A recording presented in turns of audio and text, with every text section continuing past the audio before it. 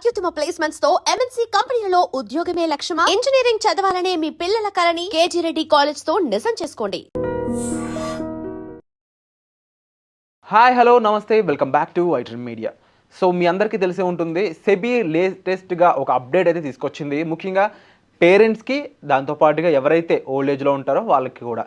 అసలు ఈ అప్డేట్ ఏంటి, దీనివల్ల ఇన్వెస్ట్మెంట్ ప్రాసెస్ అనేది కొంత మారిపోబోతుంది అనే విషయం అయితే తెలుస్తూ ఉంది. అసలు ఆ మారిపోయే ప్రాసెస్ ఏంటి అనేది మనకు తెలియజేయబోతున్నారు ఉమెన్ ఎంటర్ప్రెన్యూర్, అలాగే ఆంబీ సర్టిఫైడ్ మ్యూచువల్ ఫండ్ డిస్ట్రిబ్యూటర్ అయిన వీణా పుప్పాల గారు మనతో మాట్లాడదాం. Hi ma'am. హాయ్ అండి. సో సెబీ తీసుకొచ్చిన అప్డేట్ ఏంటి, దాని కారణంగా parents and old age people వీళ్ళు ఎలా ఇంపాక్ట్ అవుతున్నారు, ఇది కాస్త సమరీ ఇస్తారా మ్యామ్?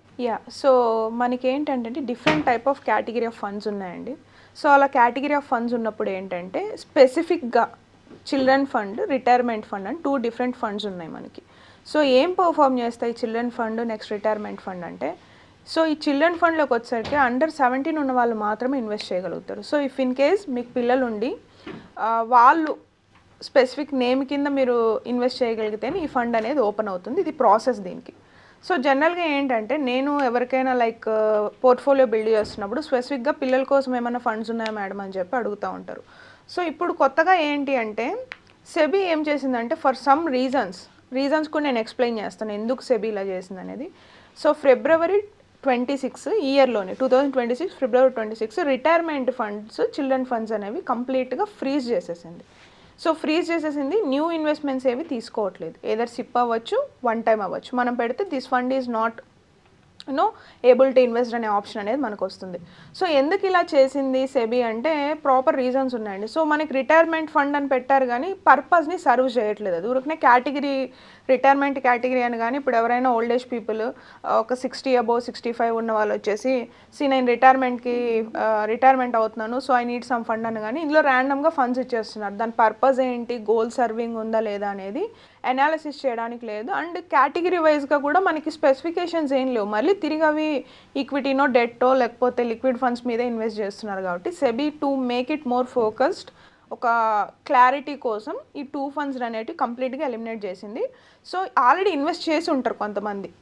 సో ఇన్వెస్ట్ చేసిన వాళ్ళకి ఏంటి అనేది సెబీ కూడా మనకి కేటగరైజ్ చేసింది. ఇప్పుడు ఫర్ సపోజ్ ఎవరైనా హైబ్రిడ్ ఫండ్, చిల్డ్రన్ ఫండ్లో ఇన్వెస్ట్ చేస్తుంటే సేమ్ ఏఎంసీ కింద, ఏఎంసీ అంటే అసెట్ మేనేజ్మెంట్ కంపెనీ, అంటే ఎస్బీఐ మీరు చిల్డ్రన్ ఫండ్లో ఇన్వెస్ట్ చేసినట్టయితే ఆ children fund category hybrid fund అయితే సేమ్ కేటగిరీ కింద ఎస్బీఐ హైబ్రిడ్ ఫండ్లోకి రిస్క్ అనాలిసిస్, కేటగిరీ అనాలిసిస్ చేసుకొని మూవ్ చేయడం జరుగుతుంది. సో అలానే same happens for the retirement funds. So మీరు ఎవరైనా ఇన్వెస్ట్ చేసి ఉంటే మీ నియర్ బై మీరు బ్యాంక్స్లో పెట్టి ఉంటారు, మ్యాక్సిమం బ్యాంక్స్లో కానీ ఎంఎఫ్డీస్ని కానీ మీరు ఒకసారి అప్రోచ్ డీటెయిలింగ్ అయితే తీసుకోవాలి దీని మీద. అండ్ ఇప్పుడు ఈ ఫండ్స్ అనేవి ఇలా ఆగిపోయాయి కదా, దీని కారణంగా ప్రీవియస్గా ఎవరైతే ఇలాంటి ఫండ్స్లో ఇన్వెస్ట్ చేస్తుంటారు కదా, మరి వాళ్ళ పరిస్థితి ఏంటి, వాళ్ళ మనీ ఎలా రిడీమ్ చేసుకోవాలి, దానికి సంబంధించిన ఉన్న ప్రాసెస్ బయట వచ్చిందా? సో రిడీమ్ అయితే చేసుకోవచ్చు అండి, ఇన్వెస్ట్ చేయడానికి లేదు. సో మనం రిడీమ్ మీకు ఏదర్ పార్షల్ రిడీమ్ కానీ లేకపోతే ఫుల్ రిడీమ్ కానీ చేసుకోవచ్చు.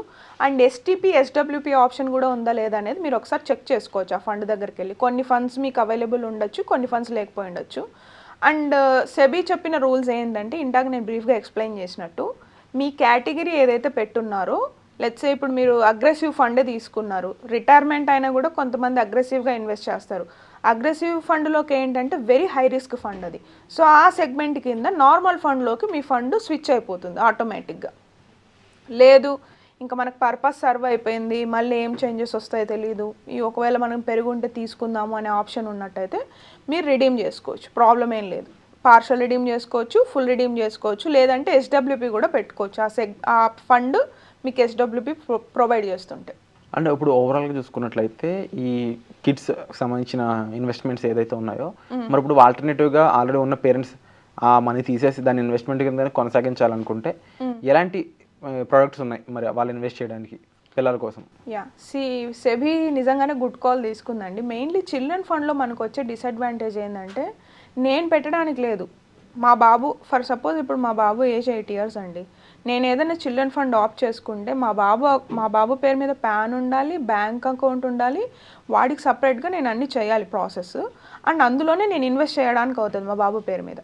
సో అది నాకు నిజంగానే కొంచెం కాంప్లెక్స్ అనిపించింది. నేను ఎవరికైనా చెప్పడానికి కూడా చిల్డ్రన్ ఫండ్స్ ఉన్నప్పుడు, సో మీరు చేయలేరండి మీ పిల్లల పేరు మీద చేయాలనే సెగ్మెంట్లోనే పేరెంట్స్ కూడా చాలా కన్ఫ్యూజ్డ్ అయిపోతారు. కానీ ఇవి ఎక్కడ బాగా వర్కౌట్ అయ్యాయంటే, లెట్స్ ఇప్పుడు మీరు ఒక బ్యాంక్ వెళ్ళారు, ఎస్బీఐఓ హెచ్డిఎఫ్సి, ఆ బ్యాంక్ లోపల మీరు ఇన్వెస్ట్మెంట్స్ సెగ్మెంట్లోకి వెళ్ళినప్పుడు వాళ్ళు మీకు రికమెండ్ చేసేవాళ్ళు, పిల్లలు అకౌంట్లో పెట్టుకోండి, పిల్లలకి అకౌంట్ తీయండి అని చెప్పి. సో ఎందుకు పిల్లలకి అకౌంట్ తీసి పెట్టడం ఇవన్నీ ఎందుకంటే, యాజ్ అ హ్యూమన్స్ మనం అంతా యూజ్ చేసేసుకుంటాం ఉన్న డబ్బుల్ని. లేదు ఇది మన పిల్లల కోసం పెట్టామంటే ఒక ఎమోషనల్ అటాచ్మెంట్ ఉంటుంది ఆ ఇన్వెస్ట్మెంట్ మీద, కాబట్టి అలా వదిలేస్తాం దాన్ని అన్నట్టుగా కేటగిరీ సెగ్మెంట్ అనేది తీసుకొచ్చారు. సో వాళ్ళు మూవ్ చేసుకోవాలి ఈ ఫండ్స్ అంటే చాలా ఫండ్స్ ఉన్నాయండి. ఎందుకంటే ఇప్పుడు చిల్డ్రన్ హైబ్రిడ్ ఫండ్ అంటున్నాం, హైబ్రిడ్ ఫండ్ ఉంటుంది మనకి. లేకపోతే చిల్డ్రన్ లిక్విడ్ ఫండ్ అంటున్నాం, లిక్విడ్ ఫండ్ ఉంటుంది. జస్ట్ చిల్డ్రన్ తీస్తే రెస్ట్ ఆఫ్ అన్నీ ఉన్నాయి మనకి. అందులో మీరు ఏదైతే సెలెక్ట్ చేసుకున్న కేటగిరీ ఉంటుందో, లిక్విడో హైబ్రిడో లేకపోతే అగ్రెసివ్ ఫండో ఈక్విటీ ఫండో, దాన్ని తీసుకొచ్చి యాస్టీస్గా మీరు నార్మల్ ఫండ్స్లోకి అయితే మూవ్ చేసుకోవచ్చు. ఇంకా మీకు బెటర్ ఆప్షన్ ఉంటుంది, ఎందుకంటే కంట్రోల్ ఉంటుంది మీకు. పిల్లలు దాని మీద పెడితే అది closed end funds, that 5 years closed end children funds.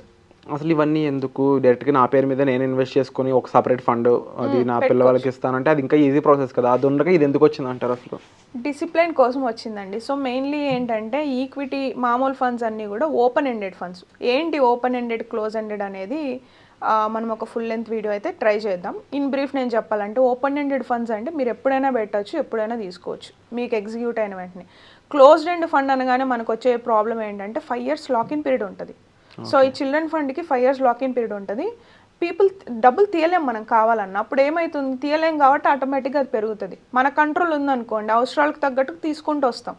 So ఆ లెవరేజ్ అనేది మనకు ఓన్లీ చిల్డ్రన్ ఫండ్, అది క్లోజ్డ్ ఎండెడ్ ఫండ్, ఓపెన్ కాదు. యా. సో ఓవరాల్గా చూసుకున్నట్లయితే ఈ చిల్డ్రన్ అండ్ రిటైర్మెంట్ ఫండ్ ఈ రెండు కూడా కంప్లీట్గా స్మాల్ ఏజ్ నుంచి లేటర్ ఆన్ ఏజ్ ఉన్న వరకు ఫ్రీజ్ అయిపోయినాయి. ఇంకా అయితే ఈ ఫండ్స్ లేవు, ఇన్వెస్ట్మెంట్ కూడా లేవు. సో దీనికి ఆల్టర్నేటివ్గా కొత్త ప్రొడక్ట్స్ ఏమైనా వచ్చే ఛాన్స్ ఉందంటారా? ఇంకా ఎటువంటి ప్రొడక్ట్స్ కూడా రాకపోవచ్చు అంటారా? ముఖ్యంగా ఇలాంటి వాళ్ళకి ఈ సెగ్మెంట్ కింద అయితే యాజ్ ఆఫ్ నో సెబీ మనకి ఏం అనౌన్స్ చేయలేదండి. తీసేసింది, కంప్లీట్గా తీసేసింది. యాక్చువల్గా తీసేసింది. ఉన్నాయి ఫండ్స్ ఉన్నాయి, పెట్టిన వాళ్ళు ఉంటాయి కాబట్టి ఉంచింది అలాగా. తర్వాత మనం ఇన్వెస్ట్ చేయాలంటే ఇప్పుడు ఓపెన్ అవ్వట్లేదు. నా ఎస్టిమేషన్ ఏంటంటే, వన్స్ ఆ ఫండ్ని మూవ్ చేసిన తర్వాత కంప్లీట్ డిలీట్ చేసేయచ్చు ఆ ఫండ్స్ని. ఎందుకంటే పర్పస్ సర్వ్ చేయట్లేదు, లాకిన్ ఉంది. అండ్ హాఫ్ నాలెడ్జ్తో ఏంటంటే ఇన్ఫ్లుయెన్సర్స్ వీళ్ళు కూడా ఏంటంటే ర్యాండమ్ సజెషన్స్ ఇచ్చేస్తున్నారు. రిటైర్మెంట్ ఫండ్స్లో పెట్టేసేయండి. మెయిన్ మనం ఫండ్ ఇన్వెస్ట్ చేస్తున్నప్పుడు, ఇన్వెస్ట్మెంట్ స్టార్ట్ చేస్తున్నప్పుడు రిస్క్ అసెస్మెంట్ చేయించుకోవాలి ఫస్ట్.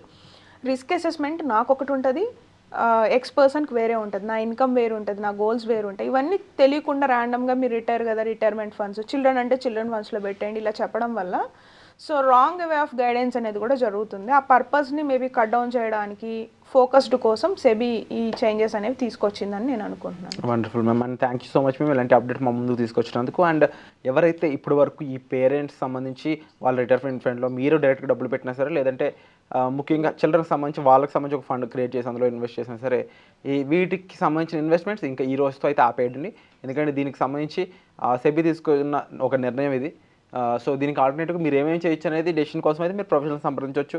అండ్ ఈ ఎపిసోడ్ ఎలా అనిపించింది తప్పకుండా కామెంట్ సెక్షన్లో మెన్షన్ చేయండి. Thank you so much. And for more videos, Please subscribe to iDream. Please subscribe to iDream. Please subscribe iDream. And please subscribe to iDream. For more videos, subscribe to iDream. please like, share and subscribe to the channel. Congratulations, iDream. Subscribe to iDream. Subscribe to iDream. So subscribe to iDream Media. iDream ki iDream team andarki huge congratulations. Please subscribe iDream Media. Please subscribe to iDream. Subscribe iDream. Please subscribe to iDream. iDream అంటే నా కళల channel subscribe చేసుకున్న నోరు తిరుగుతలేదు, మీరైతే గంట గుర్తు కొట్టండి. For more such videos, please subscribe to iDream. Subscribe to iDream. Please subscribe to iDream. Please subscribe iDream Media. Please do subscribe to iDream. Please subscribe to iDream Media. For best entertainment and information, please subscribe iDream. And don't forget to subscribe to iDream.